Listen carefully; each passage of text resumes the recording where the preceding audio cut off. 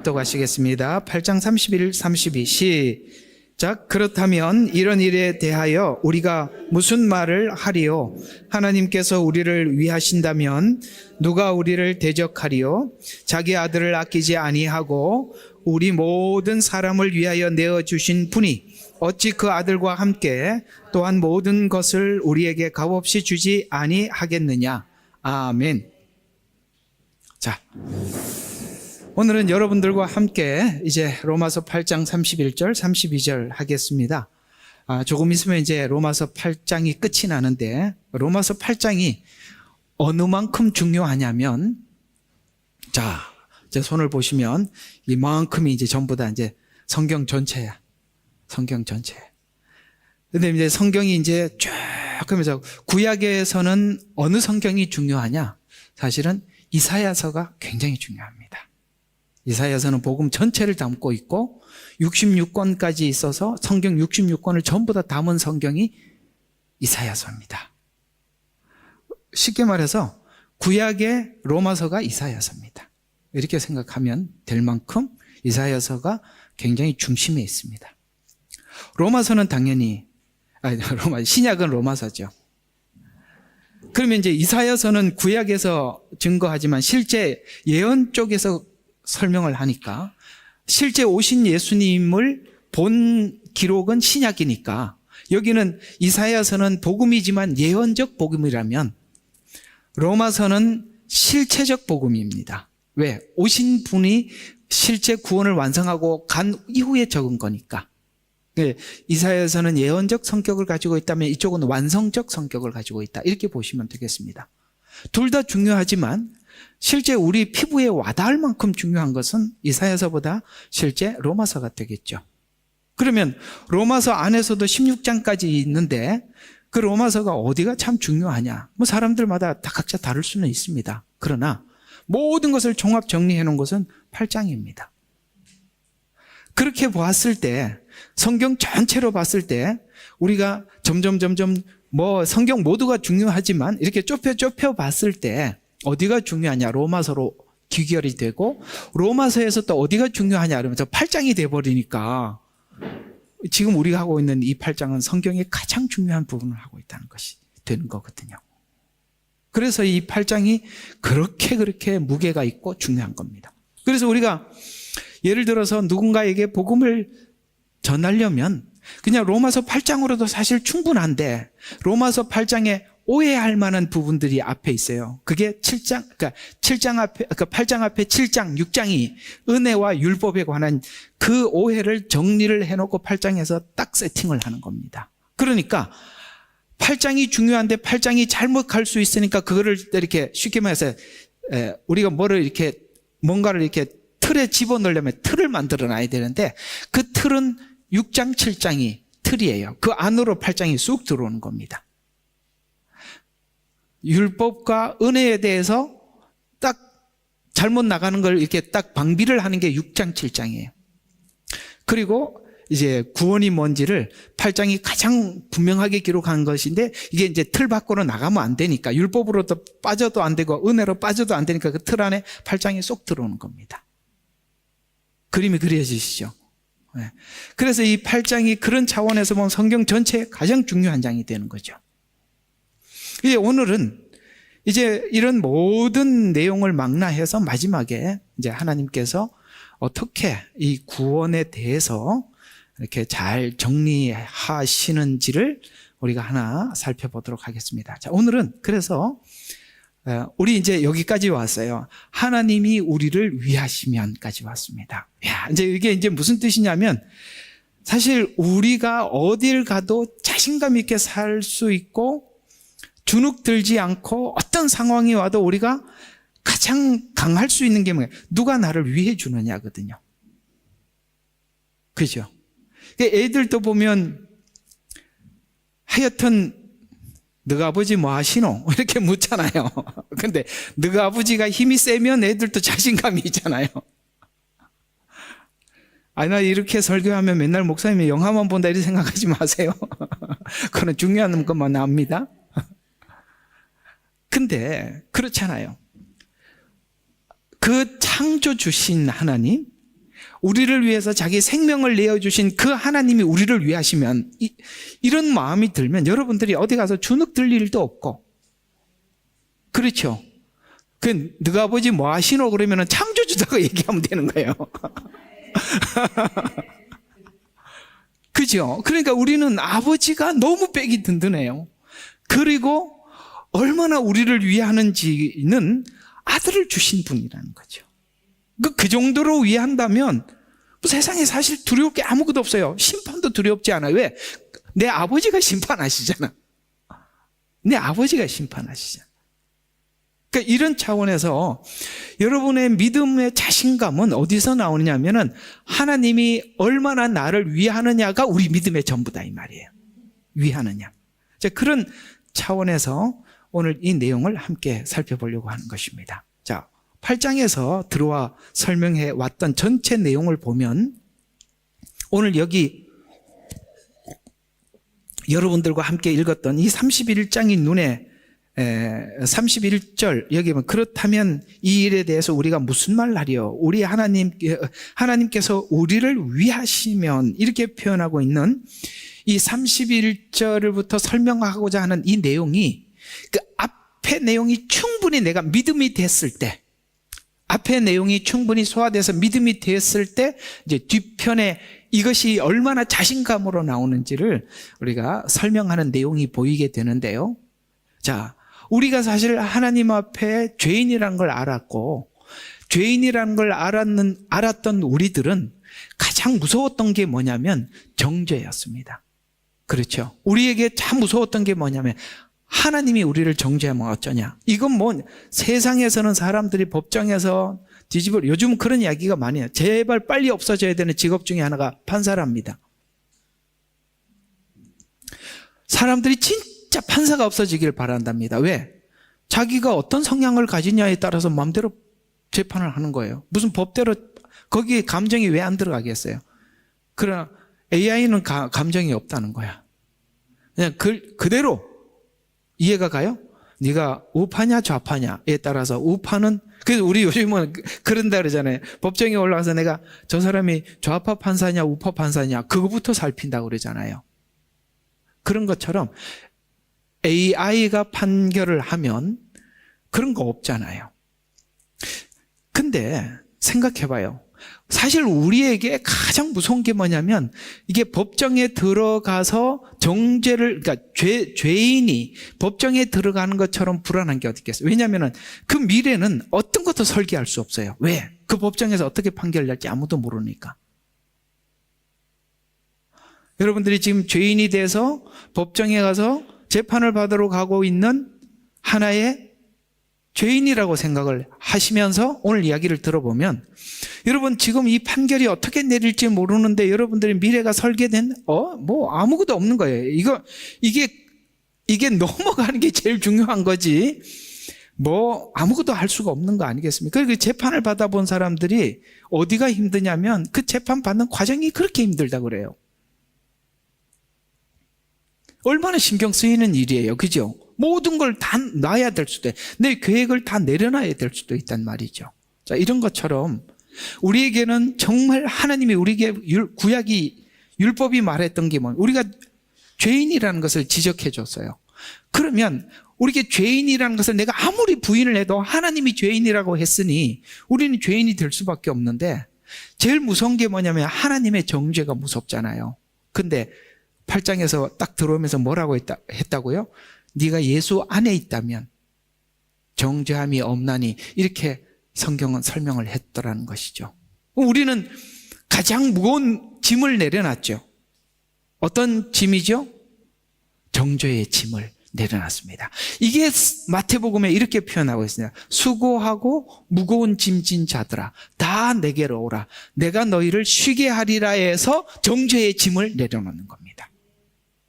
그래서 인생에 두 가지 짐이 있대요. 수고하고 수고의 짐이 있대요. 무거운 짐 이거 둘 다른 거거든요. 그게 같이 섞여 있는 게 아닙니다. 그러면 이 수고는 뭐죠? 에덴 동산에 하와가 쫓겨나가면서, 아담이 쫓겨나면서 뭐라고 그랬습니까? 네가 수고하여 땀을 흘려야 소산을 먹으리니. 이게 뭡니까? 삶에 대한 짐이에요. 이거 주님 앞에 내려놓으라. 어떤 식으로 내려놓는지 혹시 아세요? 설명을 좀 해드릴까요? 여러분들이 하나님 앞에 심어, 여러분들이 11조를 심어, 이런 원리예요. 그게 수고의 짐을 그냥 예수 믿는다고 하나님 공급해 주는 게 아니라 이제는 삶의 방식과 원리가 달라진 거예요. 세상의 원리로는 어떤 거냐면 내가 벌어서 번 걸 채워놔야 쓰잖아요. 그러나 하나님 안에 들어온 법칙은 어떻게 다르냐면 하나님께 심어 하나님이 주는 열매를 먹는 차원에서 이제는 그 수고의 짐이 이런 원리 안에서 해결됐다 이 말이에요. 가만히 있는다고 그냥 하나님이 그걸 그냥 해주시는 게 아니라 심고 거두는 원리라는 거예요. 두 번째, 무거운 짐은 뭐냐면 죄의 짐이에요. 앞에 있는 수고의 짐은 뭐라고요? 우리가 일상생활을 함에 필요한 것을 우리가 공급받아야 된다는 그런 수고의 짐이라면, 무거운 짐은 오늘 여기 정죄의 짐이거든요. 그 주님 앞에 오면 이 두 가지가 다 해결돼. 그렇죠? 그러니까 우리가 사실 더 큰 은혜는 뭐죠? 정죄의 짐이 해결됐다는 것이죠. 그리고 우리의 수고의 짐도 이제는 하나님의 원리 속에서 맡기는 겁니다. 자, 그래서 정죄함이 없는 생명의 법이 작동하면 육신을 따르는 삶을 살지 않고 하나님을 따르며 살게 되고, 약속한 언약을, 왜냐하면 이제 하나님을 믿으니까 그 약속한 미래의 언약에 대해서 소망 중 기다리는 과정에서 우리가 이 고난을 기쁘게 받는 이유는 현재 고난은 나타날 영광과 좋게 비교할 수 없기 때문에 지금 우리는 이 고난 때문에 탄식하는 현재를 살아가는데, 이 모든 믿음의 근거가 우리가 이렇게 하나님 앞에 이런 삶을 살더라도 우리가 기쁘게 살아가는 그 이유가 뭐냐면 미리 아시고 그 다음에 정하셔서 우리를 부르시고 우리를 의롭게 하시고 영화롭게 하신 이 구원을 하나님 안에서 시작하셨고, 하나님께서 시작하신 분이 분명히 마칠 것을 그 설계 안에서, 하나님의 설계 안에서 시작됐고 완성될 것을 믿는 믿음이, 믿습니까 이거? 이 믿음이 우리 모든 것을 걸게 만든다는 거예요. 그러면 여기서 과정을 하나하나 봐요. 미리 아셨다.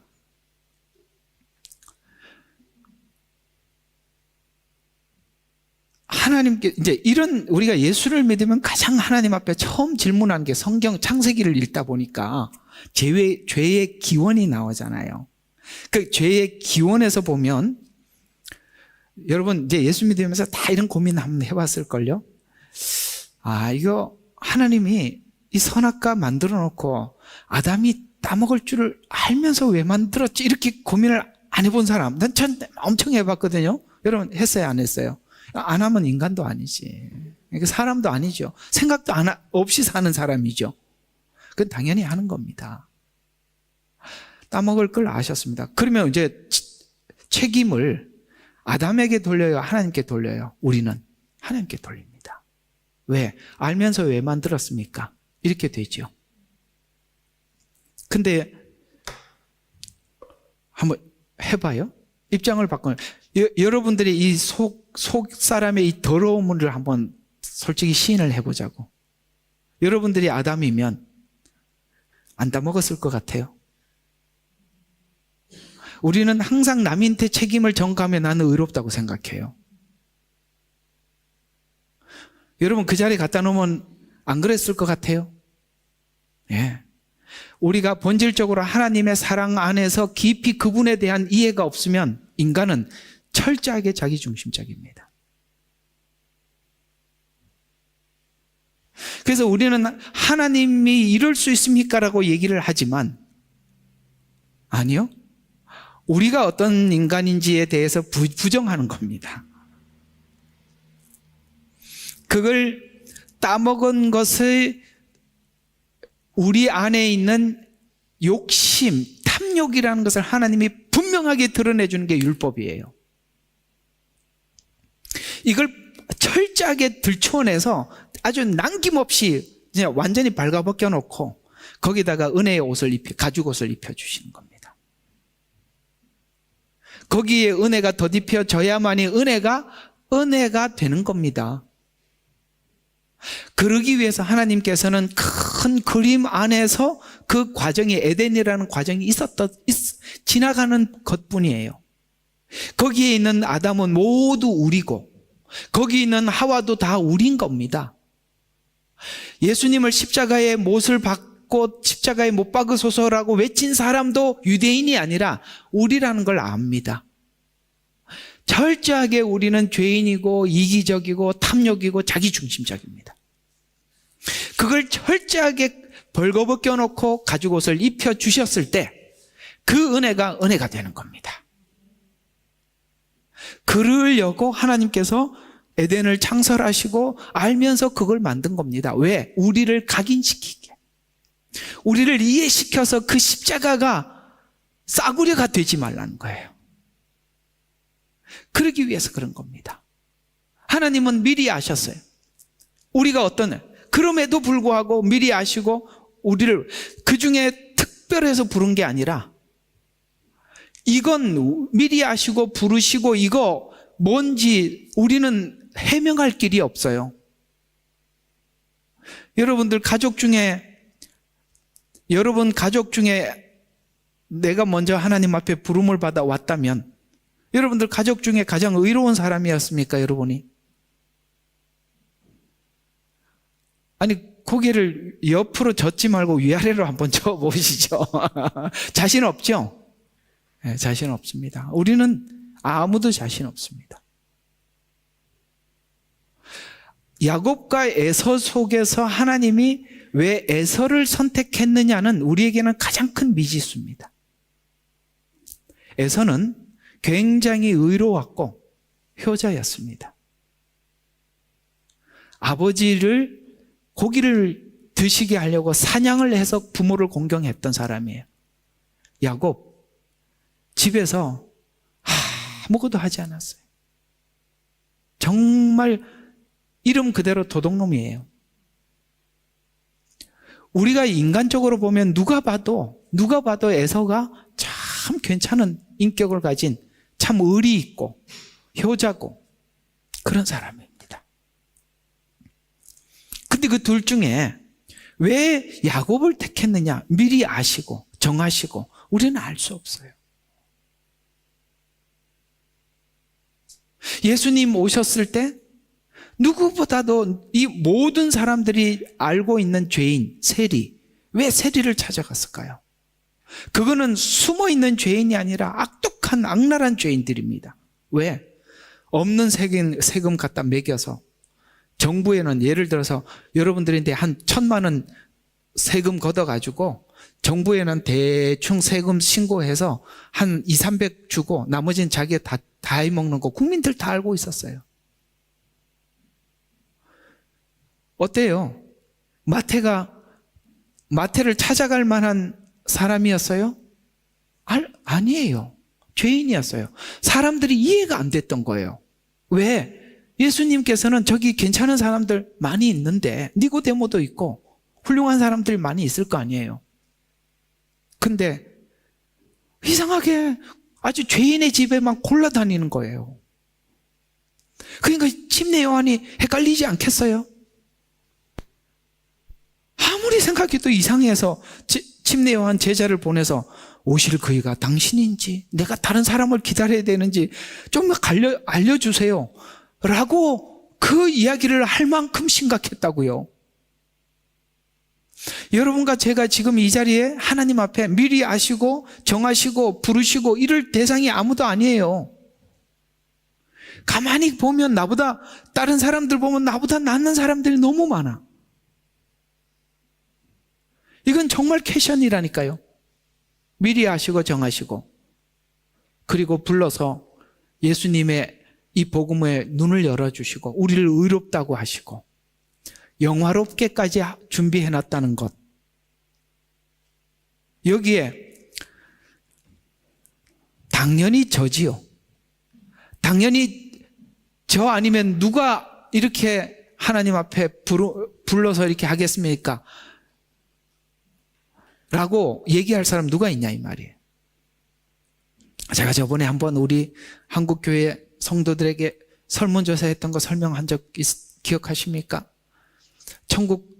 하나님께서 꼭 천국을 보내야 될 사람이 누구라고 생각하느냐라고 했더니 첫 번째 이수진 장군이 가장 많이 나왔다고 합니다. 워낙 이렇게 우리는 영웅으로 알고 있으니까. 그분이 예수님도 안 믿었는데 그 얘기 한다는 것도 참 이상해요. 그거는 정말 그렇잖아요. 우리가 믿음을 기준으로 하지 않고 그게 뭐냐면 인간의 생각 속에는 기독교인들 생각, 선행을 기준으로 자꾸 그렇게 생각을 하는 거예요. 애국, 선행. 그런가요? 네. 그 두 번째는 누구냐 그랬다. 또 세종대왕이 워낙 소개가 잘 돼 있으니까 세종대왕 뒷이야기 들어보면 그렇지 않을걸요? 이해가 가세요? 그거보다 세종대왕보다 이수신 장군보다 더 천국 가야 될 사람이 본인이라고 생각한답니다. 그래서 딴 사람은 다 지옥 가도 나는 천국 가야 돼. 왜냐면 내 마음 주님이 아신다는 거예요. 여기 목에까지 올라옵니다. 우리 안에 있는 그 음흉함들 하나님이 모를 것 같습니까? 그러면서도 하나님 내 마음 하나님은 아신데 뭘 알아? 이게 인간이에요. 여러분 이 얘기 들어보니까 화가 나지 않으세요? 여러분들이 사람들을 많이 겪어보셨잖아요. 우리 인간이 그 말할 자격이 있는 사람이 누가 있어요? 진짜 하나님 앞에 은혜를 받은 사람은 나는 천국 가야 돼 이 말을 할 수 없더라고요. 그지요? 나 같은 죄인이 어찌 이 은혜를 주십니까? 제가 무슨 하나님의 아들 될 자격이 있습니까?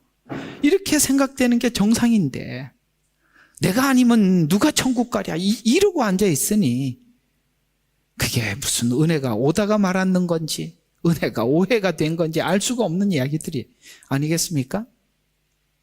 우리는 정말 신비로운 부분이 그거예요. 미리 아시고 부르시고 그리고 어떻게 의롭다고 하시고 영화롭게 하시고 이 과정 속에 하나님이 우리 생애를 이끌고 있다는 것에 대해서 여기서 확인되고 저기서 확인되는 것 때문에 우리는 더 이상 하나님 앞에 하나님이 나를 부르셨다. 나는 의로운 게 하나도 없지만 하나님이 일방적으로 부르셨다는 것에 대해서 우리는 두 손 들고 항복할 수밖에 없는 그런 처지에서 우리는 하나님 앞에 그것 때문에 우리 믿음이 쌓여가는 거예요. 제가 언제 한번 누군가 그랬죠. 저번 주 목요일 날이구나.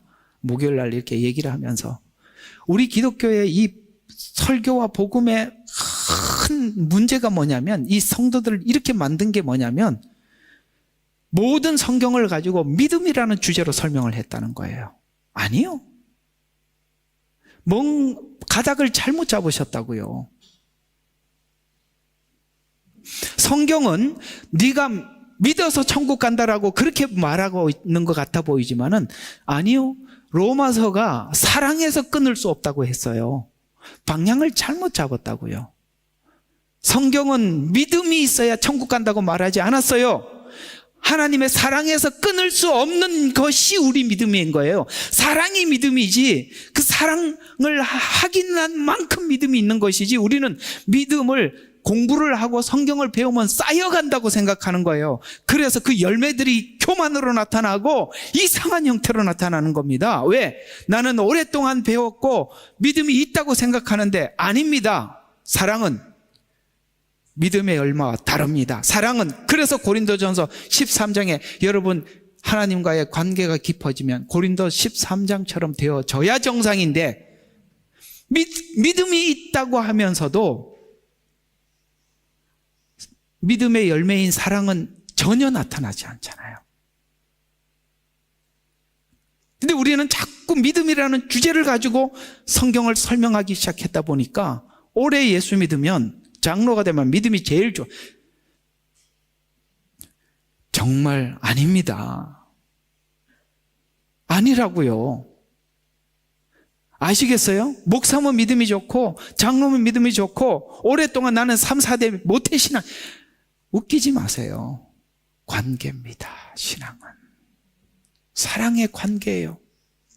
여기서 로마서 8장이 믿음에서 끊을 수 없는 일이라고 표현하지 않고 하나님의 사랑에서 끊을 수 없다고 딱 모든 복음을 딱 막을 내리는 겁니다. 관계라고요. 다르잖아요. 믿음은 쌓여가는 거고 사랑은 관계예요. 다릅니다. 이렇게 뭔가가 방향을 잘못 잡고 설정을 잘못 잡은 것 같아요. 그래서 나오는 결론이 본문으로 이 모든 것을 알고 믿는 신자들을 향해서 성경은 이런 표현을 계속 쓰는 겁니다. 자, 네가 하나님께서 아셨다, 부르셨다, 의롭게 하셨다, 영화롭게 하실 것이다 라고 이렇게 말을, 이렇게 하나님이 우리를 불러서 이렇게 이끄는 걸 보면 하나님이 우리에게 묻는 거예요. 자, 이렇게 네가 여기 와서 예수를 믿게 됐는데 우리가 무슨 말을 하겠는가? 라고 묻습니다. 여러분들 무슨 말을 하시겠어요? 할 말이 없어요. 그래서 성경이 묻는 거예요. 네가 무슨 말 하겠는가? 그러면 믿음이 주제가 되면 이렇게 돼요. 좀 믿어서 그래 왔잖아요. 아니요. 우리가 믿음이라는 것이 믿습니다 그러고서 생기는 게 아니라 하나님의 이끄심 때문에 생긴 겁니다. 아브라함이 믿음이 어떻게 생겼어요? 하나님의 이끄심 때문에 아브라함은 계속 하나님의 하라는 반대쪽으로 갔습니다. 하나님이 끝까지 그 약속을 신실하게 지키는 걸 보고 아브라함 믿음이 생겼습니다. 이와 같이 우리가 무슨 말 하겠는가? 믿음이라는 표현도 할 수가 없어요. 하나님 나를 사랑하셔서요. 내가 하나님 사랑한 게 아니라 하나님이 나를 사랑해서요. 이 말 이외에는 아무것도 못한다고요. 무슨 말 하겠는가? 그리고 또 이 사랑 앞에서 하나님께서 우리를 위하는데 누가 대적하겠는가? 왜? 최종 판결자가 하나님이신데 이해가 가요? 마지막 판결을 하나님이 하시는데 하나님이 의롭다고 말을 했는데 선포를 했는데 누가 우리를 대적하겠는가? 누가 또 우리를 정죄하겠는가? 최종 판결자가 아니라고 했는데 또 뭡니까?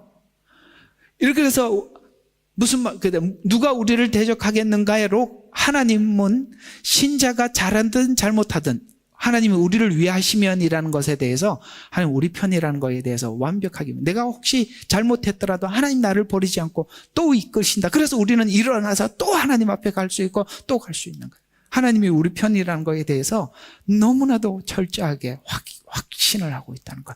이게 우리 믿음이에요. 하나님의 사랑에서 끊을 수 없다는 거. 그래서 성경은 이런 질문들을 쭉 해온 겁니다. 누가 우리를 대적하리요?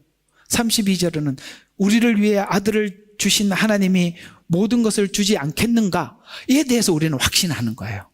내가 완전히 변화되고 새롭게 될 때까지 하나님이 계속 공급해 주신다. 거기에 대해서 우리는 추호도 의심이 없다. 그 말이죠. 우리를 위해 아들을 주신 하나님이 모든 것을 주지 않겠는가? 어땠어요? 여러분들 믿지요? 모든 것을 준다는 거 우리는 철저하게 믿습니다. 그리고 또 이렇게 얘기하잖아요. 누가 우리를 고발하겠느냐? 아이고, 판결자가 그분이신데 누가 고발을 해? 사단이 아무리 고발해도 소용없는 거예요. 여러분, 오늘 이제 저녁에 스가랴서 하면서 잠깐 언급하겠습니다만 대제사장 여호수아가 성전을 짓기 위해서 돌아와서 하지 못하고 주저앉아서 있어요. 그때 사단이 서서 고발을 하기 시작합니다. 욥도 고발을 해요. 사단은요 끊임없이 남의 약점을 보고 고발하는 자예요. 근데 하나님이 아무리 고발해봤자, 사단이 고발해봤자 뭐라고 이야기하면 나는 이미 저를 의롭게 했다, 끝이에요. 근데 이 사단의 고발은 아시다시피 대부분이 거짓 고발입니다. 이해가 가요? 예. 그래, 저 죄인 맞다. 그래서 성경이 이 성막이 그 얘기를 해주는 거예요. 원래 성막이라는 말 자체는 원어로 보면 오헬이라는 뜻이에요. 오헬이라는 말은 무슨 뜻이냐면 덮다. 덮다라는 뜻이에요. 그러니까 우리가 막 쫙 이렇게 죄가 막 이렇게 해요. 근데 이렇게 덮어놔서 안 보이는 거예요. 그게 뭘로 덮였죠? 보혈로. 예수님의 피로 덮여 있는 거예요. 그러니까 하나님이 우리를 보면 죄가 보이는 게 예수님 피가 보이는 거예요. 그게 의롭다라는 뜻이에요. 그러면 우리는 덮어만 놓고 두시느냐? 아니요, 고치는 중인 거예요. 그게 성화예요. 덮어놓고 고치는 거예요. 보혈로 고치는 거예요. 그래서 아들을 주신, 우리를 위해서 주신 분이 아들까지 줄 정도면 뭘 더 안 주겠냐? 여러분 생각해 봐요. 왜 결혼을 할 때 돈을 안 받고 딸을 그냥 주느냐면 계산이 안 돼서 그러는 거야, 그게. 싸구려만 값이 매겨져 있고 진짜 값진 거는 값을 못 매기는 거예요. 맞잖아요. 그래서 너무너무 귀한 거는요, 더 줘서 보내는 거예요. 별 볼 일 없는 것들이 다 값이 매겨져 있는 거예요. 있어도 그만, 없어도 그만. 그런 것처럼 하나님이 우리에게 아들을 주셨을 때 생각해 봐요. 우리가 뭔가를 돈을 주고 살 때, 근데 여러분들이 돈을 지불하고 사잖아요. 그러면 여러분들이 돈보다 내가 이거 저기 1,000불을 주고 샀는데 내 생각에는 여기 한 1,500불 가치가 돼. 그럼 여러분 기분 좋죠? 야, 싸게 샀다. 너무 좋다. 하나님은 아들을 십자가에 매달아서 우리를 얻는 가치가 더 크기 때문에 그걸 한 겁니다. 그만큼 여러분들은 하나님과 그러니까 하나님 앞에 여러분과 제가 소중한 거예요. 얼마나 하나님이 우리를 소중하게 여기는지 몰라요.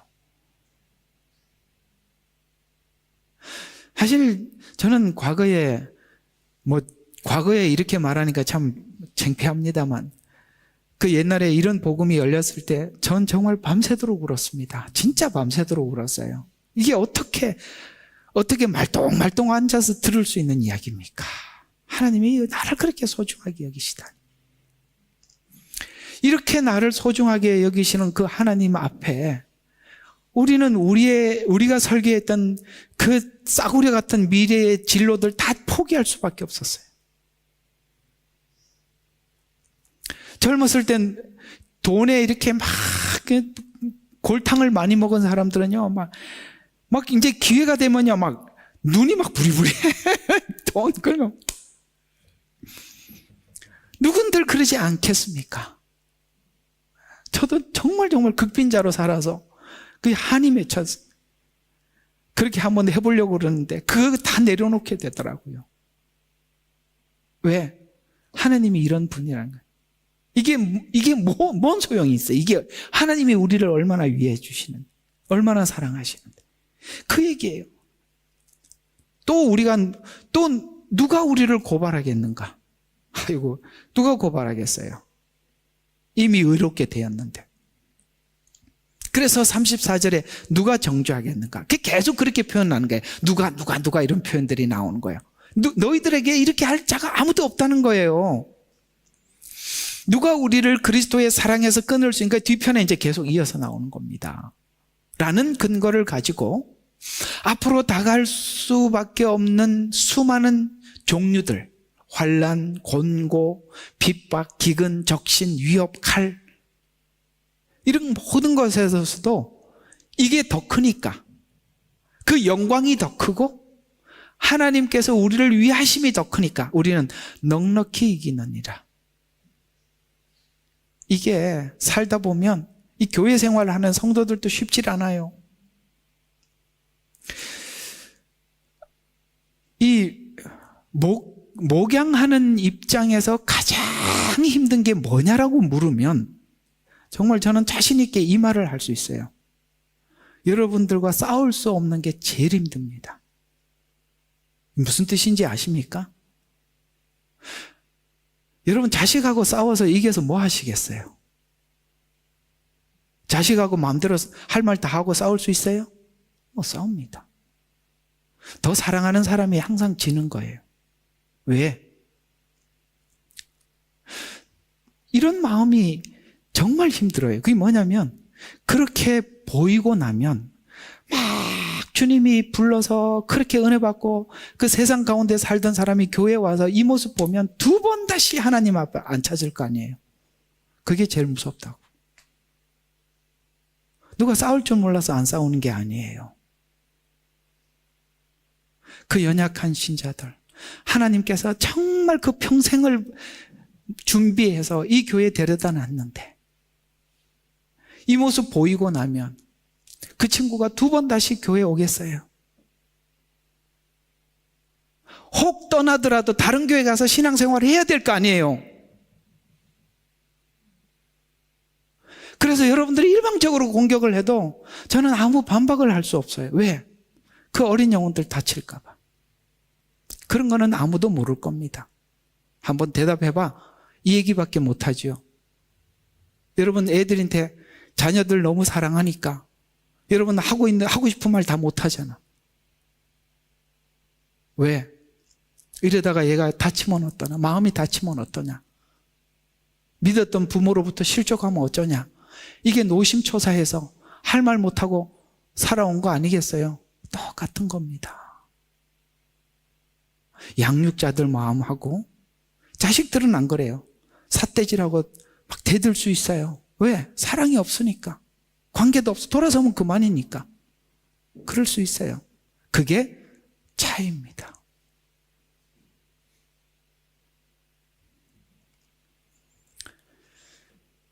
자, 우리 8장의 정죄함이 없는 시작으로 사랑에서 끊을 수 없는 승리로 성경은 구원을 설명하면서 마칩니다.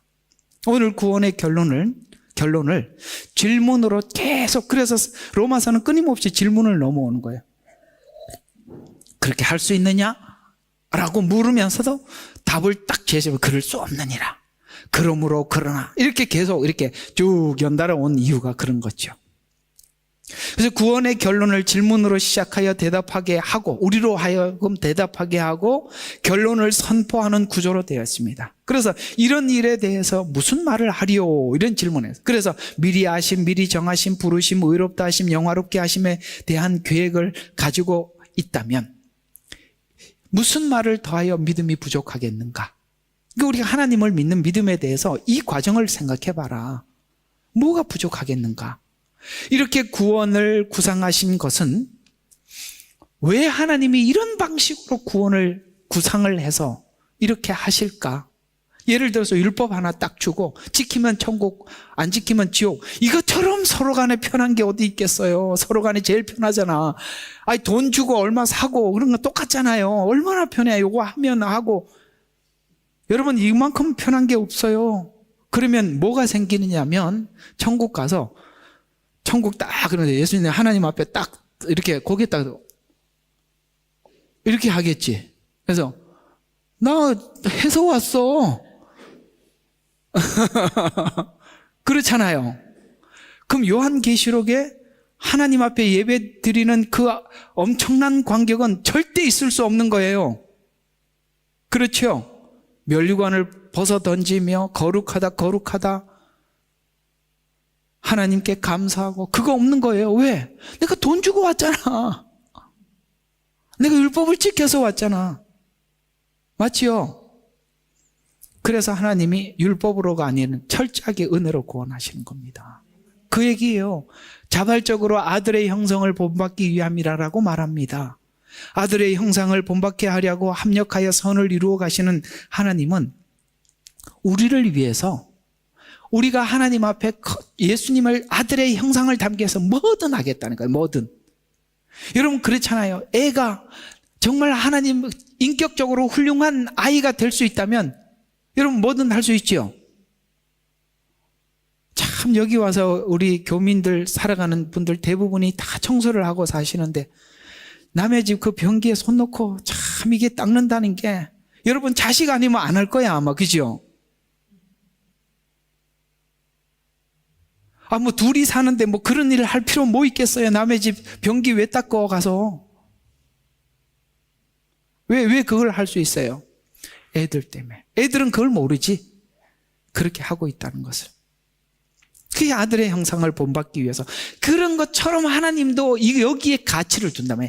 아들의 형상을 담는 데 가치를 두다 보니까 하나님은 그걸 위해서라면 하나님이 뭐든 하시는 거예요. 그런 걸 위해서 때로는 우리 인생을 뒤집어 놓을 수도 있고, 완전히 바꿔 놓을 수도 있고, 광야에 혼자 걷게도 만들고, 하나님은 뭐든 하시는 거예요. 구원의 시작이 하나님으로부터 시작했으니라는 뜻으로 미리 알고 불러 약속하신 하나님께서라는 뜻인데, 아브라함의 선택이 그러하듯이 결국 아브라함이 이삭을 드린 사건은 이게 바로 하나님이 원하는 영화, 거룩, 여기에 지금 아브라함이 왔다라는 설명이 이삭을 드린 사건이거든요. 그 로마서도 표현대로 하면 아들의 형상을 본받게 하려고가 바로 모리아산에서 이삭을 드린 사건과 연결이 되어 있어요. 아브라함은 조금도 의심하지 않고 했다는 거예요. 뭘 요구하더라도. 왜? 하나님이 얼마나 자기를 위하는지 흔들림 없는 믿음을 가졌기 때문이에요. 그 이야기가, 이게 이삭을 드린 사건이 영화의 사건과 영화롭게 하리라는 이 영화와 어떻게 연결이 되어 있냐면 이런 겁니다. 아브라함이 약한 믿음을 보면 영화의 순간을 믿는 믿음을 가질 수 있는가라는 의문이 들죠. 보세요. 아브라함이 하나님을 기쁘시게 한 적이 거의 없어요. 전부 다 반대쪽으로 했다니까. 어쩌다가 잘한 게 뭐냐? 갈대아우로 떠난 거. 두 번째, 롯하고 헤어진 거. 그 다음에 롯이 잡혀갔다는 얘기 듣고 찾으러 간 거 외에는 전부 다 엉뚱한 일만. 하나님은 정말 우리가 그러면 속 터지는 일만 한 거야. 반대인 것만 한 거예요. 그죠? 그래서 그 얘기, 아브라함의 약한 믿음을 보면 영화의 순간을 믿는, 그러니까 모리아산에서 이삭을 드릴 수 있는 이런 사람이 될 수 있을까라는 의문이 들지만, 맞죠? 공감하시죠?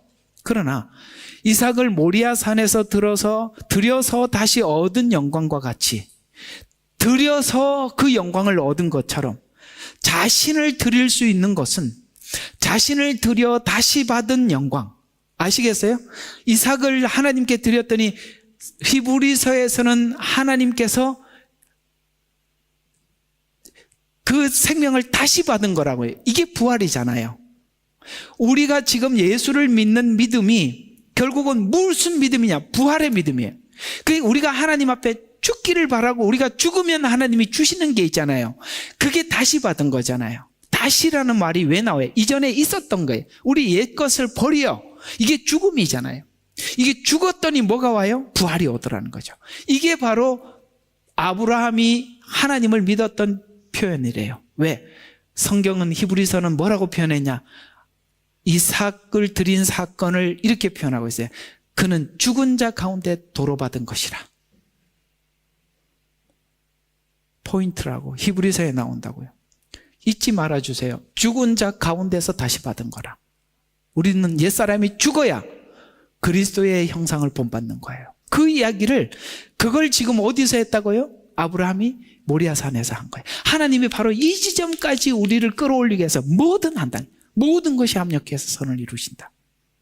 그래서 아브라함에게는 선택, 부르심, 인도하심을 아브라함의 생애 속에서 여러 번 경험한, 확인한 결과 영화의 영광에 참여한 것은 하나님께 이삭을 드리던 중 하나님께서는 창세기 22장 13절에 보니까 수풀에 걸린 어린 양, 이게 누구죠? 예수님을 예표하는 겁니다. 우리가 거기 가보니까 누가 보이더라? 예수가 보이더라.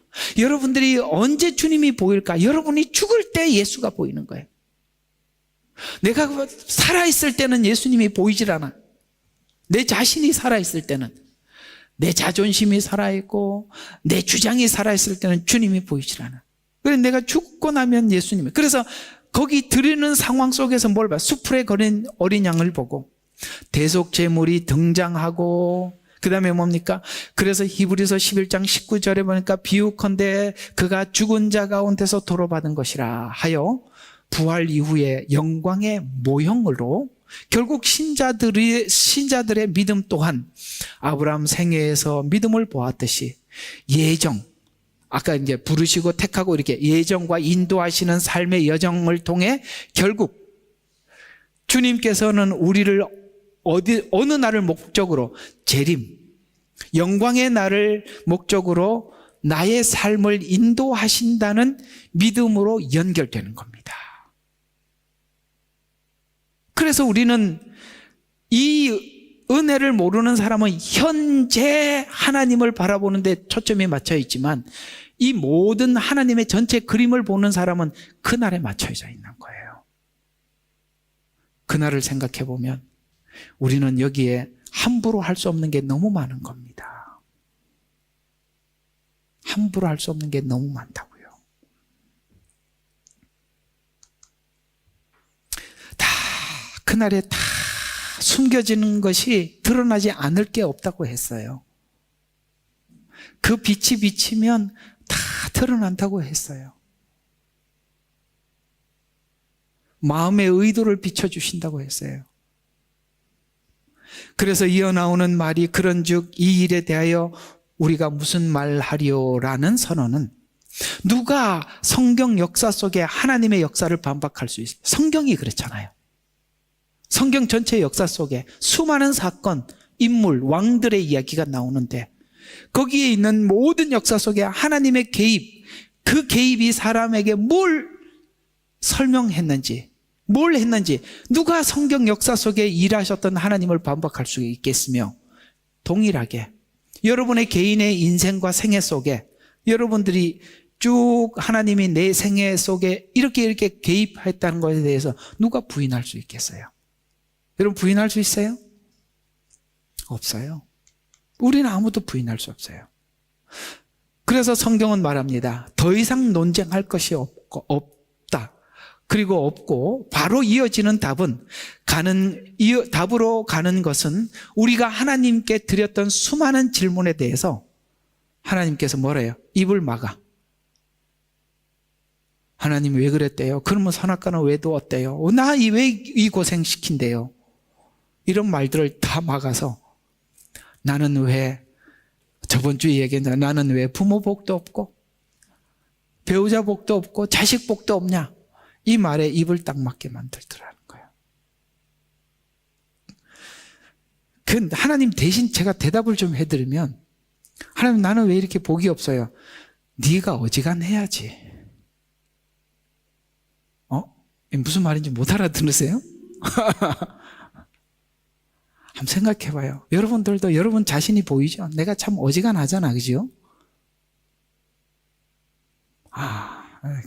지나친가?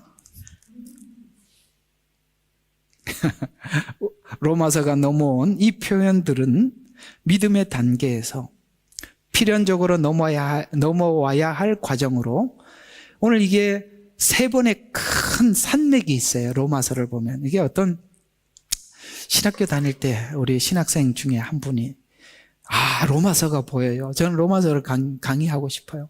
그래서 막 로마서가 열려서 이렇게 되게 좋아하시면서 그런 이야기를 한번 합니다. 이 세 개의 산 이야기를 하더라고요. 왜냐하면 로마서를 보니까 산이 있는데요. 세 개의 산이 있더라고요. 그게 보이더라는 거예요. 그 산 이야기하는 거예요. 로마서를 보면 이게 세 번의 산을 넘어오는데요.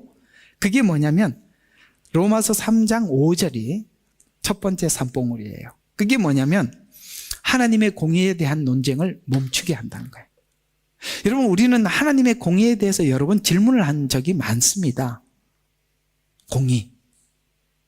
그래서 하나님의 공의에 대해서 성경은 1장부터 3장까지 하나님의 공의 때문에 1장에 보면 이런 죄인들이 다 이방인도 유대인도 심판을 받게 된다. 이렇게 쭉 설명을 했잖아요. 공의 때문에 그런 거 아니에요. 그죠? 그러면 1장 3장이 그걸 뭐라고 해요? 첫 번째 산이에요. 이방 유대인 죄에 대한 논쟁에서 모두가 죄 아래 있다. 그렇게 성경은 말했는 거 아시죠? 앞에 그렇게 얘기했어요. 모두가 죄 아래 있다. 그래서 의인은 없고 하나도 없다라는 것에 대해서 한 산을 넘어온 겁니다. 우리는 전에 어떤 생각이야? 아니요, 여기 의인이 있을 거예요 라는 말을 입을 다물게 만들었다는 거예요. 그래서 뭐 이수신 장군이니 세종대왕 이야기하지 마라. 아시겠어요? 너도 너에 대해서 말하지 마라. 사람이 언제 죄를 짓는지 아십니까? 자기가 의롭다고 생각하는 순간 가장 악랄한 죄인이 되는 겁니다. 나는 의인이다. 내 말은 틀림이 없다. 나는 정직하다. 나는 바르다. 내 말은 공의롭다라고 하는 순간 사단이 완전히 최상으로 쓰는 겁니다. 의인은 없다. 하나도 없다. 라는 동의해라. 그래서 우리는 입을 막았습니다. 여기서 못 넘어가면 하나님 앞에 악인으로 남는 겁니다. 여기에 대해서 모두 공감을 하셔야 다음 산을 넘어갈 수 있어요. 여기에 끝이 아니에요. 이게 1번 산이라고요. 2번 산이 있습니다. 로마서 3장 10절이죠. 아까 말했던 것처럼 의인은 없고 하나도 없다면 하나님은 심판밖에 없는데, 맞죠? 하나님은 공의밖에 없잖아요. 공의는 심판밖에 없는데, 그러면 하나님 의롭게 될 수 없는 인간을 심판하신다면 아시잖아요. 따먹을 줄 알고 죄인인 걸 알면서 창조해놓고 심판하시려면 하나님이 불의하지 않습니까? 우리가 그렇게 반박할 수 있어요, 없어요? 있지요. 이해가 가요? 나 이런 줄 몰랐어요. 알면서 창조해놓고, 그러면 우리를 지옥불에 넣고 우리가 거기서 막 이렇게 하는 게 하나님 보기 좋습니까? 이런 말 할 수 있는 거 아니겠어요? 성경은 그걸 반박해주고 있는 거예요. 자, 다시 한번 보세요. 의인은 없고 하나도 없다면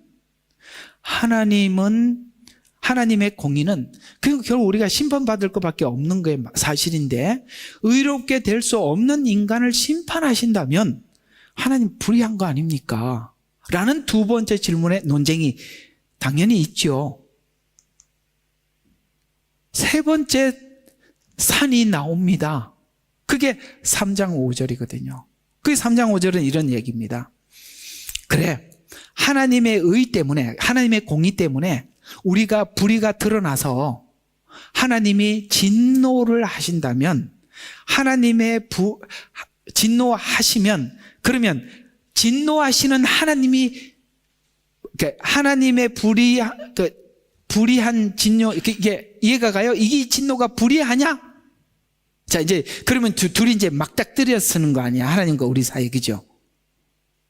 그래서 불의하냐라는 질문에 그럴 수 없다라는 말이 하나님께서부터 답이 나오는 거예요. 어떻게 나오느냐면, 그래, 너희들이 불의해. 너희들이 스스로 이 죄 문제 해결할 수 없어. 그래서 너희들에게 구원의 길을 내가 활짝 열어놨어. 그러면 그리고 난 뒤에 심판하는 내가 불의하냐라고 묻는 거예요. 어때요? 여기서 다 무너져야 되는 거예요. 아들을 주어서 속죄의 길을 열어놨잖아. 내가 안 왔잖아. 그래서 심판을 받잖아. 나는 너가 불의하고 네 스스로 구원받을 수 없다는 걸 알기 때문에 내 아들을 십자가에 피 흘려 너 죄를 대속했다. 구원의 길을 활짝 열어놔서 너로 하여금 네가 죄인이라는 걸 인정만 하면 여기 들어올 수 있는데, 네가 끝까지 나 죄인 아니라고 바락바락 우기는 바람에 죄인 된 채로 하나님의 보좌 앞에 서서 심판을 받는다면, 나는 충분히 너에게 구원의 길을 열어놨는데 네가 그걸 거부해서 이 자리에 왔다면, 그러면 내가 불의하냐 네가 불의하냐? 여러분, 우리 인생에 가장 중요한 게 뭐라고 생각해요? 여러분, 평생을 살면서 주님 만나는 거예요. 그래서 무서운 거예요. 여러분, 죄인이라서 심판받는 게 아니에요. 모두 다 죄인이에요. 그러나 주님 안에서 죄 문제가 해결 안 돼서 심판받는 거예요. 그래서 성경은 말하는 거예요. 죄가 뭐냐? 예수님을 영접하지 않는 것, 그분을 모르는 게 죄라고 성경은 분명히 언급하고 있어요. 우리는 자꾸 죄인이라는 걸 따지는데, 아니요, 죄인이라는 걸 인정하지 않아서 죄인이에요. 이해가 가요? 죄의 경중은 문제가 아닙니다. 누가 더 크냐 적냐, 착해봐야 다 도토리 키재기요. 착한 놈들이 음흉한 생각을 더 많이 하더라고. 속으로 죄를 많이 져. 활동적인 사람은 성격이 그래서 툭툭 튀어나오지만 속으로 수만 죄를 짓는 사람들은 뭐냐 이거죠. 우리 인간은 벗겨놓은 거. 그래서 참 감사한 게 하나님이 우리 서로 간에 말만 듣고 하지 속을 못 보게 하니까 얼마나 감사해요. 아, 진짜 그거 보면 우리 아무도 못 볼 거 서로 다 산에 가서 살 거예요. 그죠? 사람 보면 다 피해 갈 거예요. 그죠? 제가 이제 신학교를 가니까 성격도 아주 터프해요. 교수님인데 아주 막 딱 대머리에다가 아주 땅땅하게 생겼어. 우리가 알죠, 여러분? 이런 사람 있죠? 참, 저 사람 참 예수 믿은 것도 참 대단하다. 지금 하나님 뭐니 아니면 저런 사람 안 되는데 이렇게 너를 보자마자 딱 알게 돼요. 이 사람이 딱 예수님을 믿고 갑자기 영안을 열어주셨는데 사람들의 속이 보이는 거야. 너무 괴로워서 못 살겠대요. 뭐 말을 하면 그 속에 의도가 보이는데 미치겠더래, 자기 말로는. 뭐 얘기를 하면 그게 그 사람의 그 속에 어떤 의도가 있잖아요. 말은 이렇게 하지만 그게 보이니까 막 하나님 앞에 막 진짜 막 밤새도록 기도해야 돼요. 하나님이 저 이렇게 사람들 못 만나게 했어요. 그때 성격도 불같으니까 얘기를 하면은 막 그 자리에서 막 찔러대니까 막 사람들이 얼마나 놀랬겠어요. 그럼 간증을 하나 하시는데 그때 강남에 가면 고속버스 터미널이 있었어요. 그 앞에 서울 강남 고속버스 터미널. 서울역이야? 서울역이었구나. 나는 그 터미널로 지금까지 어쨌든 그런 걸 우리 사모님 뒷공 물어봐야 돼. 근데 이제 어떤 사람이 가방을 들고 내리는데 하나님이 딱 보여주더라는 거야. 그 사람이 교회 건축을 하기 위해서 건축 원금을 했는데 그 교회 장로가 떼먹고 가방에다 돈을 넣고 도망을 하나님이 딱 가르쳐. 이게 또 사람이 성격이 불같으니까 가갖고 뭐 설명도 그 자리에서 그냥 패대기를 쳐버린 거야. 이 사람이 차를 타고 내리다가 누가 와서 패대기를 치니까 너무 놀래가지고 이게 막 욕을 막 하면서 이게 어디 교회 건축 원금을 떼먹고 도둑놈 그랬더니 장로가 얼마나 놀랬겠어요. 그래가지고 자초지정을 이야기해서 그 가방을 교회에 되돌려줬대요. 그런 건 또 잘한 것 같아. 그리고 그 다음부터 사람들이 이런 게 보이니까 정말 하나님 걷어가 달라고 그렇게 간절히 기도했더니 하나님 싹 걷어가 오니까 그 다음부터 사람 만나기가 그렇게 편하더래요. 나는 그때 어떤 생각이 언뜻 들었냐면 하나님 우리 보고 저걸 다 보고 참으시니 이거 하나님 아니면 우리는 못 참는 거야. 아무리 이 세상에 어떤 성인군자도 참을 수가 없는 거예요. 왜? 우리는 말을 주고받지만 의도는 감추어져 있잖아요. 그걸 하나님이 다 알면서 그래도 고쳐보겠다고 하나님이 왜 폭풍 가운데 서 계시는지 이제 알겠어요. 왜 우리하고 씨름하는지 알겠어요. 하나님은요 아무것도 안 해요. 씨름하고 있는 거예요. 그래서 누가 이런 걸 알고 찬송시를 적은 것 같아요. 그 크신 하나님의 사랑 말로 다 형언 못하네. 바다를 먹물 삼고 하늘을 두루마리 삼아도 하나님의 사랑 다 기록할 수 없겠네.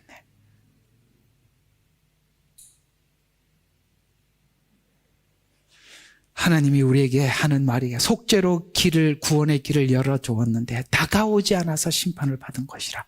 여기에 우리는 할 말이 없는 거예요. 우리가 첫 번째 질문과 두 번째 질문에 매여 있다면 우리는 이 세 번째 질문을 만나지 못하면 다 허당입니다. 의의 길을 열어놓았는데 거부해서 심판을 받는 인간이 불의하냐? 칭의의 길을 열어주신 하나님이 불의하냐? 아들을 주어서 너희의 구원을 위해서 내가 아들을 주었고 내 아들이 그 십자가에서 피 흘려 신음하면서 너를 구원하신 내가 불의하냐? 하나님 그렇게 묻는 거잖아요. 칭의의 길을 열어주신 하나님이 불의하냐? 논쟁에서 하나님은 칭의의 길을 열어놓았다라고 대답을 하는 것입니다. 그 그래서 3장까지 이 세 산을 넘고 4장 1절에 이렇게 이야기해요. 우리 조상 아브라함이 육신에 관하여 무엇을 얻었다고 말하여 무슨 말하리요? 라는 말이죠. 아브라함이 그 이삭을 드리고 믿음의 조상이 되었다고 무슨 말하리요? 아브라함이 의롭게 된 것은 어디서? 모리아 산에서 이삭을 드려서 그렇게 된 게 아니라 하나님이 의롭게 한 것 때문에 아브라함이 변화됐다는 거예요. 여러분이 주님이 부르셔서 의롭게 하신 그 사실 때문에 우리 믿음이 자라가는 거예요. 의롭게 되려고 자라는 게 아니라 이유 없는데 의롭게 하신 그 하나님 때문에 하나님을 신뢰해가는 거래. 이렇게 얘기를 성경을 하고 있는 거예요. 이미 15장이 의롭게 해서 그것이 삶이 의로 나타났다. 여러분들의 변화는 그래서 반드시 예수 안에서 변화한 것만 인정해 주시는 거예요. 바깥에서 변화된 거 다 가짜라 이 말이에요. 한번 흔들어 보면 다 나와.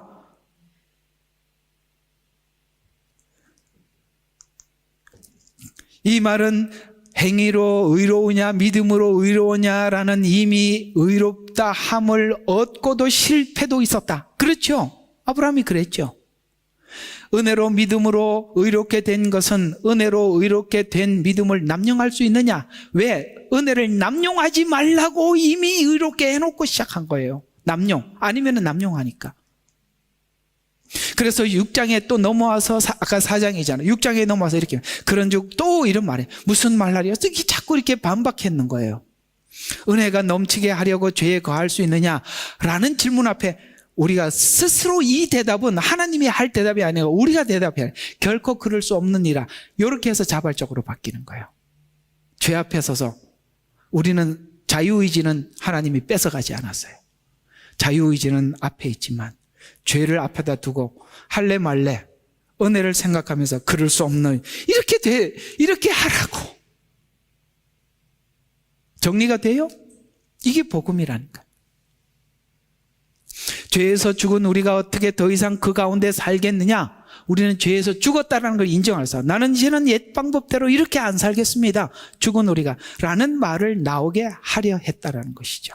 그러나 하나하나 질문과 답 그리고 스스로 정리하게. 그렇죠. 지금 로마서가 이렇게 하나하나 우리 질문할 거 스스로 질문하고 답을 주고 이렇게 왔어요. 그래서 마지막 현실적인 생활의 영역의 질문을 묻습니다. 정죄함이 없어졌으니 라는 말은 사단의 고발도 없어졌고 세상의 대적도 그다음에 어떤 정죄에서도 두려워하지 마라. 그러니 너는 그런 옛사람이 가지고 있던 자존심에서 죽었으니 그런 일이 생길 때 자존심 상해하지 마라. 네 죽었잖아. 요즘 그걸 참 엄청 달아보는 것 같아. 참 힘들어요. 어쨌든 죽었다. 그러면서 왜냐하면 우리는 죄에 대해서 죽었으며 하나님은 우리를 위하고 계시기에 누가 우리를 대적하겠는가로 넘어가서 대적이라는 단어의 의미는 자 여기 이제 대적이라는 말 단어도 정리할 필요가 있어요. 이게 그냥 대적이라는 말은 우리가 일반적인 단어 대적 그러면서 뭐 사단이 오면 대적 이것도 상당히 문제가 많은 거예요. 이 단어들을 그냥 성경적인 단어가 뭔지 알고 좀 쓰셔야 돼요. 그렇다면 이 대적이라는 말은 가로막을 수 없다가 되는데 여기에서 누구든지를 포함되는 여기다 정죄 정죄하는 대적, 그 다음에 고발하는 대적, 그 다음에 법정에서 두려움에서 이미 의롭다는 법적 선언을 하시고 다시 정죄하겠는가가 되어서 이들의 대적과 고발은 다른 시각에서 봐요. 이해가 가요? 그러니까 이제는 누가 정죄하는 그런 것에 대한 대적. 우리가 이제 이걸 너무 영적으로 풀어버리면 사단이 막 이렇게 오면은 대적하고 대적 기도하고 이게 뭔가가 문제가 많단 말이에요. 이런 성경은 대적이라는 표현을 그런 데 쓴 게 아니라 정죄라는 대적, 그 다음에 나에 대해서 누군가가 막 이렇게 해가지고 고발이라는 대적, 여기에서 자유하라는 거예요. 왜냐하면 하나님의 평가를 네가 믿으라는 거예요. 그러면 이런 정죄의 대적으로부터 우리가 자유롭지 않겠어요? 근데 이게 우리는 인간이다 보니까 이런 거에 이제 너무 자기 어떤 자존심에 스크래치가 가니까 그것 때문에 그러는 거지. 실제는 우리 마음에는 그래서 우리가 겉으로는 환란이 있지만 성경은 그러잖아요. 나는 이 참 찬송가를 적은 사람들의 영성이 깊다고 생각해요. 양심은 자유 얻었네. 이런 혹시 그 가사 아세요? 양심은 자유를 얻었단 말이에요, 우리는. 찬송가인지 복음성가인지 잘 모르겠네. 그 가사가 굉장히 제게는 큰 은혜였어요. 남들은 뭐 어떤 내용을 가지고 막 올가미를 치고 프레임을 씌우더라도 하나님 앞에 깨끗할 때 오는 그 양심의 자유. 그래서 여기 법정에 세우는 정죄, 고발 이런 것에서 자유. 그래서 이 대적이라는 표현은 이런 측면에서 대적이라는 단어를 썼는데 우리가 자꾸 이렇게 마귀와 싸우자 뭐 이런 식으로 대적으로 가는데 마귀는 이미 예수님께 끝장나 있는 상태예요. 물론 아직 그런 인식이 없는 사람들에게 몰려오고 그런 거에 대해서 우리가 대적 기도를 하지 말라는 건 아니에요. 그러나 그걸 거기에만 써먹는 게 너무나도 한정적이라는 거예요. 이 대적이라는 단어도 여기에 로마서가 쓰고 있는 대적은 어떤 영적인 세력 간에 보세요. 사실 사단과 하나님 사이에 뭐 대적을 한다는 그 말 자체도 참 우스운 거 아니에요? 하나님이 뭘 누구하고 싸워야 되는 거예요?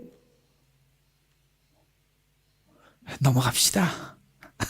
자, 그래서 다음 주 계속 보면 만일 정죄하고 대적하는 세력은 하나님의 선언에 대해서 의심과 단절, 의심케 하려는 목적과 관계들, 단절시키려는 목적을 가지고 관계의 신앙을 무너뜨리는 수작에 불과하다. 그러니까 앞에 이런 것들이죠.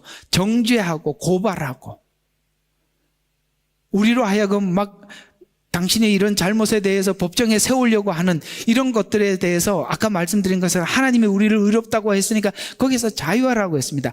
그러니 우리는 이런 상황을 볼 때마다 그 사람의 목적이 이런 거라는 게 의심케 하려는 목적.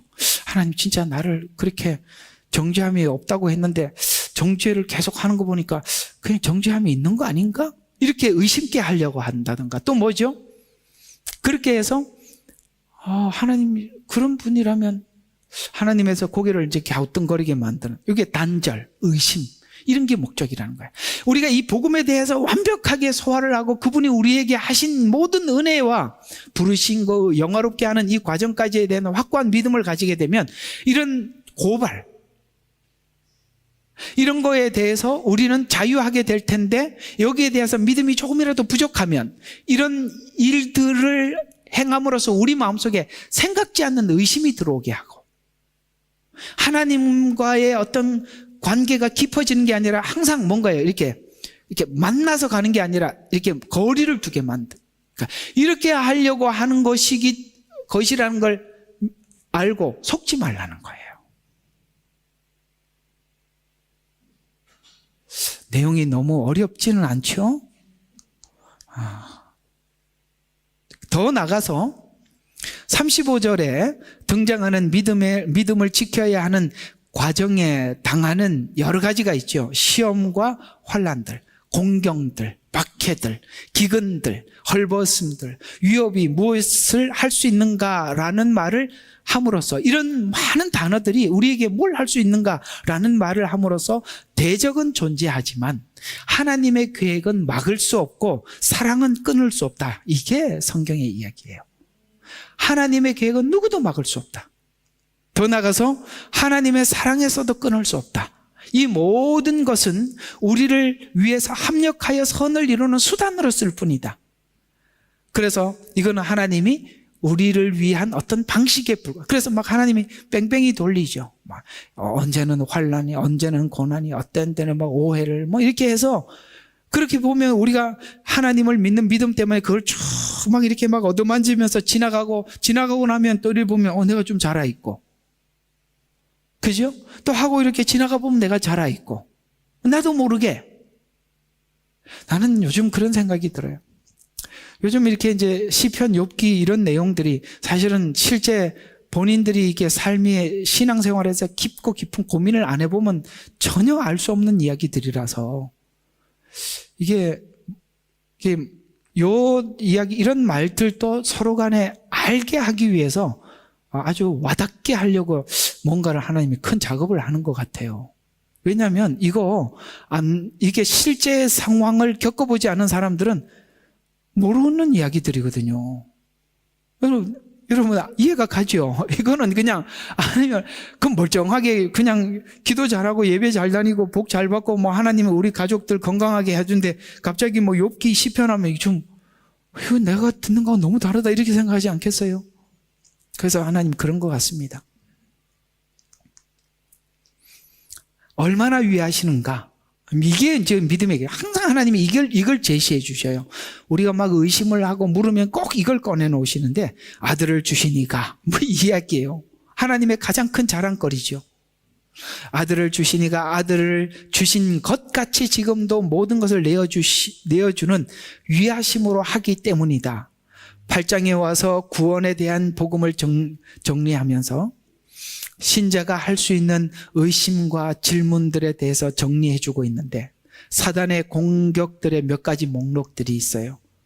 정죄감으로 오는 것, 거기에 대한 반박. 그건 뭐라고 표현했냐? 불러 믿음을 주셨고 의롭게까지 하셔서 이제 예수 안에서 용서받은 죄인으로 이제는 그런 정죄감에서 탈출해라. 정죄는 정죄로 끝이 나지 그 다음을 아무것도 못한다니까요. 그죠? 아브라함이 애굽에 내려갔어요. 하나님이 건져주잖아요. 그래서 그 다음을 할 수 있는 거예요. 정죄는 정죄로 끝나는 거예요. 너는 거기 내려가서 거기서 살아 오지 마 이러면 끝나는 거 아니야. 데리고 갔잖아. 정죄가 정죄로 끝나는 게 아니라 다음 이것을 반성으로 해서 우리로 더 하나님을 향해서 믿음을 확대시키시는 분이 하나님이. 그러니 하나님이 뭘 받으셔도 그걸 쪼물딱 만들면 우리는 진흙이라 하나님이 뭘 받으셔도 토기장이 손에 들어가면 기가 막히는 게 만들어져 나오는 거예요. 가끔씩 보면 그런 게 유튜브에 올라 있는데 애들이 막 그냥 피아노에 있으니까 막 쳐.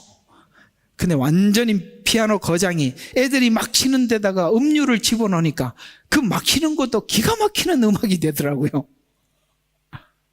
안 봤구나. 하나님이 그런 작품을 만드신다는 거예요. 우리가 뭘 올려드리든지 그걸 하나님 손에, 그래서 나는 토기장이여 너는 진흙이라는 거예요. 하나님께 오물짝 조물짝 만들면 이걸 만들어줬어.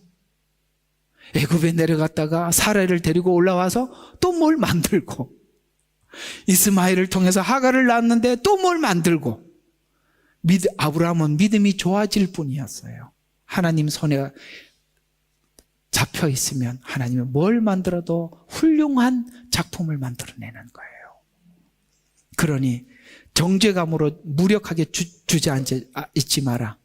십자가를 믿고 일어서라. 그냥 일어서라. 이렇게 말씀하시는 것이죠. 고난에 대한 반박에 대해서 이렇게 말합니다. 현재 고난과 장차 영광과 비교를 통해서 고난은 버림받은 증거가 아니다. 이게 복음이 잘못 전달되면 네가 고난을 받는 것은 정죄 때문이다. 욥이 계속 그런 정죄를 받았잖아요. 네가 고난받는 것은 뭔가 죄 때문이 아니냐. 아니다. 그걸 버려라. 정죄함이 없나니는 그걸 버릴 수 있는 거죠. 그래서 장차 고난과 영광을 비교해 볼 때 하나님께서 이 고난을 통해서 그 영광의 그날을 준비하는 것이니까, 그거는 고난은 네 죄의 결과가 아니라 어떤 영광을 준비하는 것이다. 다르게 보라는 거예요. 그 다음 단절에 대한 공포에 대한 반박으로 하나님이 보여준 아들을 주셔서 사랑했던 사랑을 근거로 사랑해서 끊을 수 없다라고 해서 네가 하나님과의 단절에 대해서 두려워하지 마라. 왜? 하나님이 이렇게 사랑하는 사랑에 대해서 확신을 하면 단절에 대한 그게 없죠. 우리 애들이 가끔씩 어쩔 수 없이 혼을 낼 수밖에 없어서 진하게 혼을 내면, 야, 이게 옛날부터 다리 밑에서 주워 왔다는데 진짜 내가 주워 온 거 맞나? 이런 생각을 한다면, 옛날에 사람들은 왜 그렇게 물어보면 다리 밑에 주워 왔다고 설명하는지 몰라. 그래서 어느 날 막 그게 자기는 막 이렇게 정죄를 하고 혼을 내면 진짜 주워 온 거 맞나? 이런 생각이 들듯이 우리가 자꾸 정죄만 들리면 그 다음을 하려고 하는 하나님의 의도를 모르면 단절에 대한 공포가 있단 말이에요. 정죄함이 없나니라는 그 사랑은 단절로부터 우리를 자유를 주는 거예요. 하나님은 이스마엘을 낳아도 단절하지 않았어요.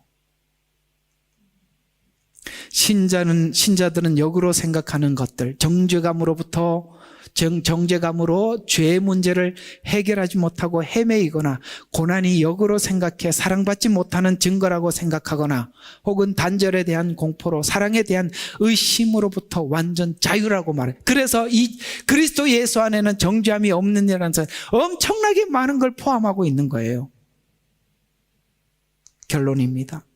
구원은 하나님이 시작한 사건으로 미리 아시고 정에 불러 의롭다 하여 영화를 약속하신 것이 구원입니다.